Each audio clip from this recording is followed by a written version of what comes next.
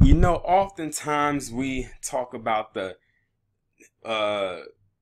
niggas that ain't shit, but we don't really dwell on the bitches that ain't shit.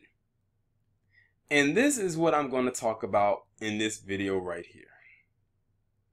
On the left, you have the picture of Reuben Foster, who was the linebacker for the San Francisco 49ers. And on the right, you have the ain't shit bitch by the name of Alyssa Ennis. These two were in a relationship. And then, I don't know, somewhere down the line, the relationship started to hit a stalemate. Because one day, Alyssa Ennis went to the authorities and said that Reuben Foster was domestically abusing her. And it said that something about her getting hit in the ear and something and all types of shit like that. And in typical fashion, they immediately took her side. Because you know when it comes to these domestic disputes, the woman is always right. Well, it turns out that she pretty much fabricated the entire incident. As a matter of fact, I found out yesterday the way that she got that ear injury wasn't even from Reuben Foster. It wasn't even from a man, period. It was from another woman that she got into an altercation with. She assaulted this man, however, because she was hitting on him and she threw a phone at him. Now, she did that to provoke him because, you know, he's a football player, he's a big dude, he's a linebacker. One tackle to a person like her, she's done, with or without pads. She said that she was doing this because she wanted to ruin his life and his career. So basically, she's a sack chasing hoe, in so many words. So he ended up going to court, which just, I guess you can say, it's still kind of ongoing right now, and I'm going to explain why I say it's still ongoing. It all pretty much came out that she lied. She fabricated the whole thing. He never hit her. He never assaulted her. And I bet you nothing is going to happen to her. Now, let me give you a little bit of backstory on this Alyssa Ennis chick. Because this is not the first time she's done something like this. She has a history. A few years ago, she actually did and pulled this same shit with another ball player. With another football player. The same exact shit. So she has a history and a pattern of doing shit to somebody because she doesn't get her way. You can tell she's probably a spoiled brat. And she's almost like, if I can't have you, no one can type of deal. So you got to watch out for a chick like that. Because she is the type of person that if you do even the slightest wrong thing to piss her off, she probably will try to kill you. Or in this case, ruin your reputation and your livelihood. This man could have served a lot of years behind prison, behind some shit that was not even true. They hit him with felony charges. Not misdemeanor charges, but felony charges. Ones that, if convicted, you can serve quite a few years in prison. I bet his entire life flashed before his eyes when all of that was going on. But all in all, she confessed that none of that shit happened. There's no evidence to prove that he did any of the things that she said that he did. And you would think that it would be over. No, that's definitely not the case, unfortunately.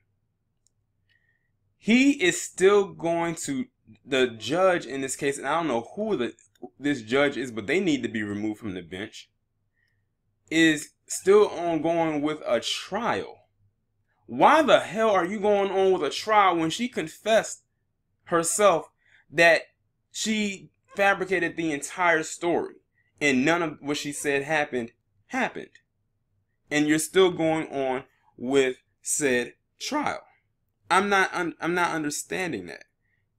I don't know if they're trying to prove a point or if they have nothing else better to do.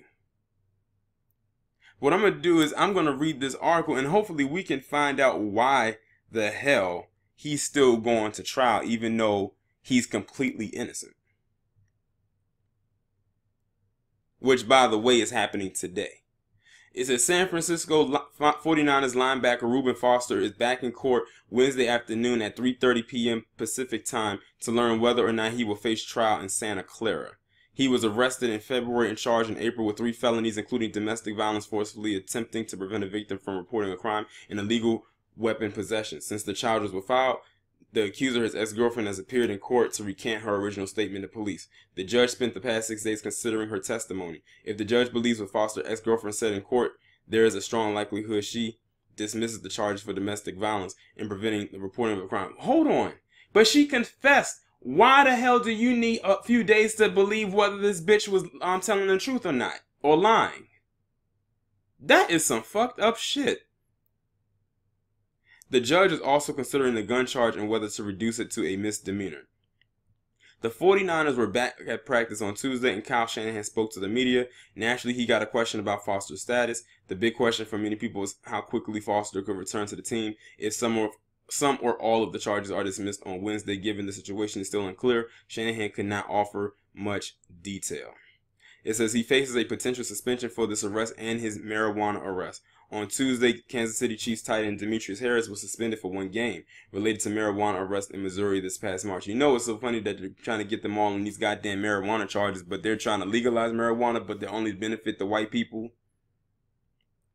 Foster was in the program following a positive combine drug test. The test came back diluted, which is treated as a positive. But that, coupled with his gun charge and the NFL's investigation into his domestic violence arrest, could all impact the length of a potential suspension. See, they're trying to pull all the stops out on this guy. They're like, oh, we got the confession out of her, but you think you're off the hook? Not likely. So basically, in so many words, she opened up a can of worms. So even with her confessing that it wasn't true, this man can still face misdemeanor charges. This bitch ain't shit. I swear to God, she ain't. I hope he has some sisters that can find her ass and deal with her accordingly. I'm surprised she didn't run a fucking Gloria Allred, because I think that's her attorney right there in the blue. But they are not taking into consideration this bitch has a history of doing this, but they're going to continue to let her off the hook. I would like to know where the Me Too bitches and them Time's Up heifers are. Oh yeah, I forgot. They only take the side of the woman. They never take the side of the man. We should have known that when Terry Crews came out and gave his testimony. They ain't do shit for him either. Oh, this is a big black man, athletic. He should have been able to fight his accusers off. I mean, his attackers off. That's why I can't stand them. And I can't stand people like her either. You know what's so funny? I did a story last year where it was another black female, actually darker than her, college female, who pulled this same exact shit on another black student. Only difference is they were in college. He wasn't an athlete, and she just did it. And then what was so crazy? She actually set it up and hired people to jump this guy for allegedly trying to sexually assault her when that wasn't even the case. Luckily, she got arrested and charged. Now I don't know what came of that case. To be honest, I forgot the bitch's name. But she needs to be arrested and she needs to be in jail for filing a false police report and assault because she assaulted him. But we know that's probably most likely not going to happen, especially not in the state of California. The double standard is too strong and too real with this bitch and other people like her. All she had to say was this big black guy attacked me who happens to play football. And that was it. And he plays for the 49ers, and you already know what's coming out of that because you know who used to play for the 49ers. Colin Kaepernick. So they got to feel like they got to get everyone and do everything. You know, it's funny because what's his name? The one who played for the Giants, the white player. He was domestically abusing his wife for real. And they even got it on tape on a phone call. Even heard his kids in the background. And they literally stretched and glossed over that as much as they possibly could until that tape came out. He was abusing his wife for years. Until that tape pretty much revealed who he was. And they only suspended him for like a couple games and then he started playing again. Unless he got traded, I'm not sure. But the fact of the matter is, it's a double standard all the way around. A double standard on the guy part, white versus black guy, and a double standard when it comes to the woman. She used a white woman's tactic against another black man because she didn't get her way. This is exactly why a lot of men, and I'm gonna say black men, don't trust a lot of women, or in some cases their own women, because they don't know which way to turn, because you never know who to trust.